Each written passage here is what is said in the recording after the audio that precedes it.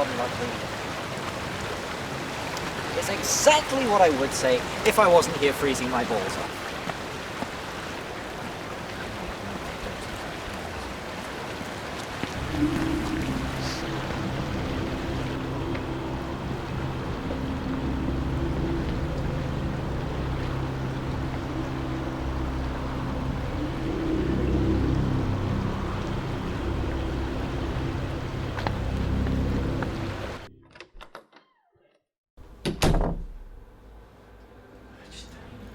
Sometimes tiny channel, I just can't even get the. Oh, Jesus!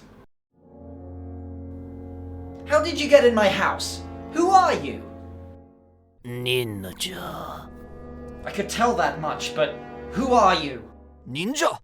Okay, yeah, no, got that. Can we stop retracing the same grounds? I Ninja. Why do I deal with this? Ninja Shuriken.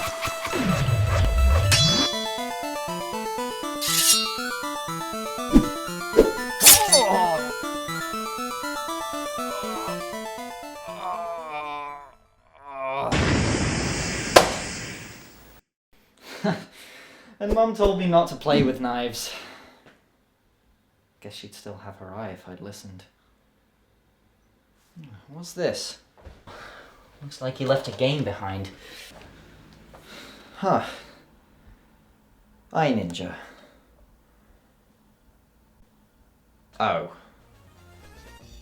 I-Ninja was released in 2003 and was produced by Argonaut Games, the company responsible for the Super Effects chip that powered Star Fox and a number of other 3D games back in the SNES days.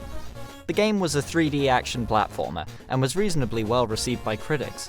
A sequel was in the works, but was cancelled most likely due to the company being placed into liquidation in 2005, before being dissolved entirely in 2006. It's kinda sad, honestly. Argonaut worked on some pretty stellar titles back in the day, although there were a few not so stellar ones. Well, with that range of game quality, it's kinda hard for me to gauge whether this will be any good or not.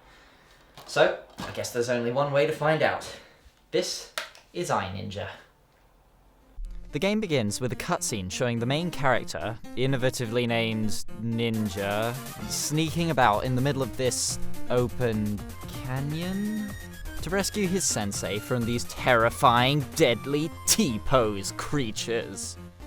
After a brief fight, Ninja grabs a glowing stone, goes completely insane, and kills his sensei with a cartoon pie.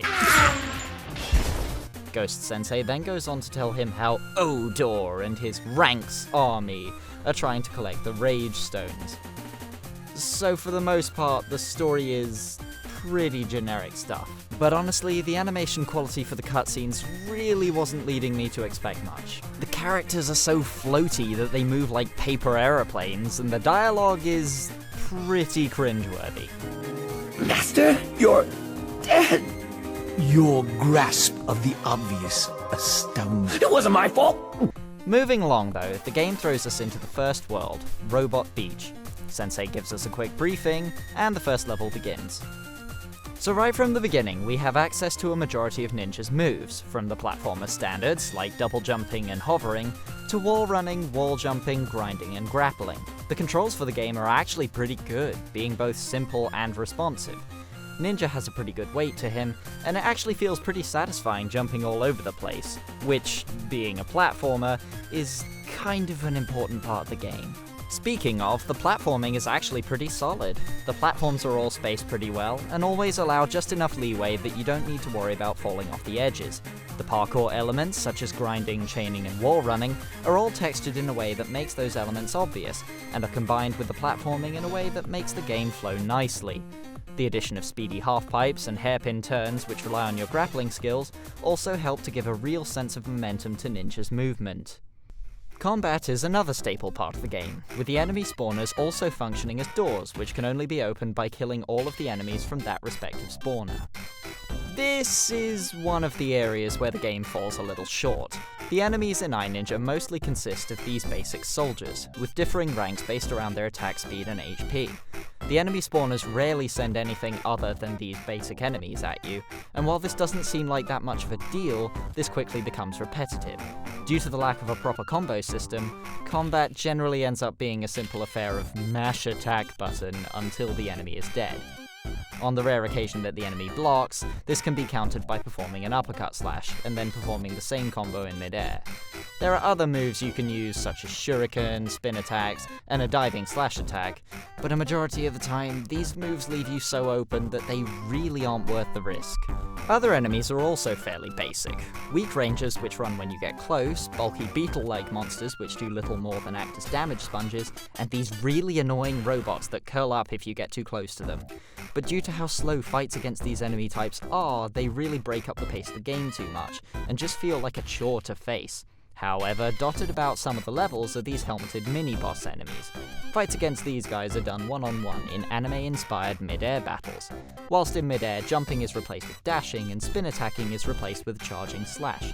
These enemies block far more often, so the only way to get an attack in is to pay attention to their patterns and counter. These sections were actually really fun. Simply mashing at the enemy would just result in them counter-attacking, but as the opponents would attack more often, it was necessary to dodge far more frequently and take advantage of their openings. So we've got two extremes of combat here, mowing through large groups of enemies, and more focused one-on-one affairs. While the former would be empowering for a short while, it quickly became a mindless chore. However, due to the more focused combat and even spacing of the mid-air battles, these were far more enjoyable, and always felt special whenever they happened. I-Ninja's general progression structure is simple. Play levels to collect grades, kill enemies to earn sword upgrades. After enough grades, you unlock the next level of belt and are allowed to challenge the boss for the area. However, this is one of the aspects where the game really shines. The levels are, for the most part, pretty fun. And as I said before, the platforming segments flow together well, particularly the parts that require you to chain multiple moves together. Although combat can become repetitive, enemies are usually fairly well spaced out, and the level gimmicks? Pure genius. World 1 sees you go through 3 different levels to collect each of the parts required to power a giant robot, the 2 eyeballs and the heart. Why a robot needs a heart is beyond me, but hey, I'll roll with it for now. No, seriously, you collect the robot parts in each level by rolling them Super Monkey Ball style to the exit. While these sections aren't the most challenging, they bring a good element of variety into the mix, which breaks up the longer platforming and combat sections. After assembling all 3 parts and getting a yellow belt, Ninja jumps into the robot to take on an area boss in a neat little Punch-Out clone. Now I know what you're thinking at this point. Super Monkey Ball? Punch-Out? Does this game have anything original to it? And well, my friend... No. No, it doesn't. Ninja's ground controls basically play like Ratchet and Clank without any guns. The parkour sections are very Sonic and Prince of Persia-esque in some places, and almost all of the bosses seem to change into some other genre. But honestly, this really adds to the variety in the gameplay. Some missions have you avoiding detection, like some crude kids' Metal Gear. Some have you manning gun turrets and mowing things down, like an old-school style shooting gallery. And while I-Ninja doesn't excel in any of these different areas, it does them well enough that it keeps the gameplay fresh and entertaining. At least until you're made to replay them. In an attempt to increase the game's length, after World 1 it becomes impossible to find enough grades to face the boss in each new world. This means you're made to go back to the previous worlds and get grades through one of 2 means. Use the coins you've collected in levels to access obstacle courses and win more grades, or, assuming your belt level is high enough, go back to a previously completed level and play it with a new submission. The obstacle courses are actually really fun, and some of them are pretty challenging too. Seriously, it's kind of ridiculous how many times I died on some of these, especially the Ninja Ball tests.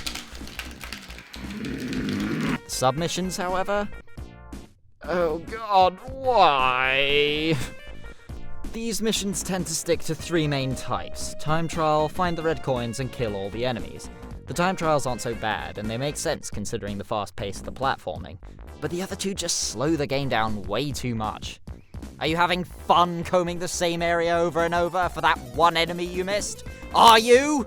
God damn it, I hate this game! Still, for a game from 2003, it's actually pretty nice to look at. It's by no means a graphical masterpiece, but the textures and art style are so bright and energetic that they really suit the flow of the game. Although some of the animated displays bug me a little bit. Do all security cameras have health bars? Do they all zoom in and out that fast? The worlds are pretty varied, although there are a lot of factory areas. The animations are pretty great too. Ninja's movements have a very satisfying flow to them, and I love doing mid-air slashes and being rewarded with this.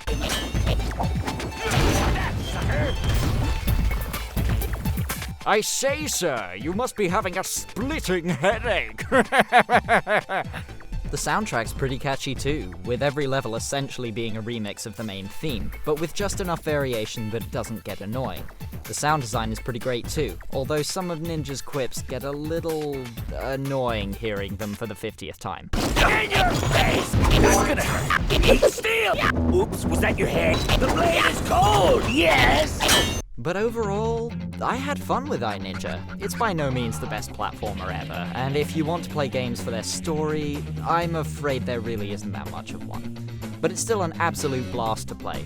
If you can look past the repetitive combat and slog through the replay missions, you'll find yourself with a charming, speedy little platformer that packs elements from a number of great games into one ninja-themed package. Yeah!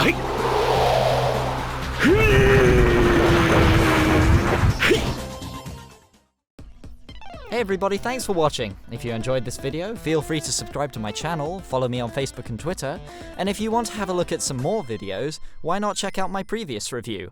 There's more to come, folks, so stay tuned.